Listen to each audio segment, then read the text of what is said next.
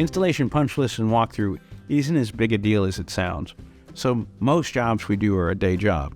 So it's, seven, if it's a 2-day job or whatever, doesn't matter. But like, let's just use a 7-window job as an example. With the punch list is, if the homeowner sees something that we missed. To give you an example, we do your office window, and you vacate the office while we're doing the installation. And then we finish that up. You can come back into the office, get back to work. Now we're working on the kitchen, the bathroom, whatever. And you notice while you're sitting in the office, hey, this part of the window's not right, or this caulking's this, or whatever superficial thing it is, because I can assure you the installer isn't walking away with it not properly installed. But if it's something minor, that would be part of a punch list. They would come in and, usually at that same day, say to the installer, hey, real quick, guys, what's going on with this? And the installers, they're human. They know they miss things, and they'll come back and we forgot to do this. We forgot to put the cap on that, or we forgot to do this, or whatever, and stuff like that. On a multi-day job, 2 or 3 day job and stuff like that, what they'll do or a siding job, which is several days, 6, 7 days and stuff like that.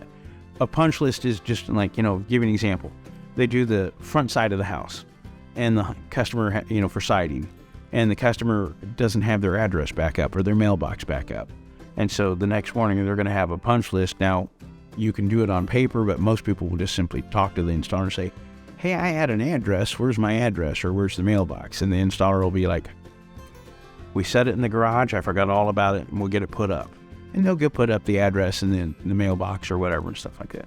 On Windows, it isn't so much stuff like that. It's like, if it's a 2 or 3 day job, because it's a very large, 20, 30, 40 window job or whatever, stuff like that, the homeowner may say, hey, I didn't notice any insulation on this window, and it's simple stuff, and it's like, and most often there's an explanation like, yeah, we didn't insulate that window yet because we have to cut that sill out, and we're going to get to that, but we got to do the sill first before we do the insulation, or whatever.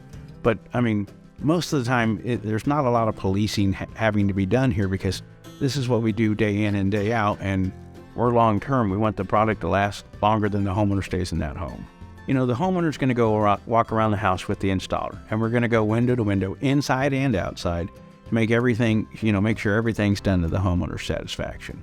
And then when we're done with the satisfaction, the installer's going to do 2 things. They're going to have the customer sign what we call an installation checklist, which says everything's done, the installer's cleaned up, and it's got several questions there. Did the overall installation meet your goals? Did the installers clean up? Did they, just a litany of questions like that, to make sure the homeowner knows that we want all this done on their behalf. And if the installer brings that installation checklist back without all that being properly filled out, we got a problem. So the installer knows from the start, well, I got to make sure I do this, this, this, and this, so the homeowner's covered.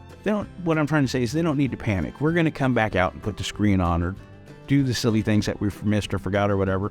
It's not life or death. We want them to be happy, and we're not going to try to nickel and dime them on all these little things.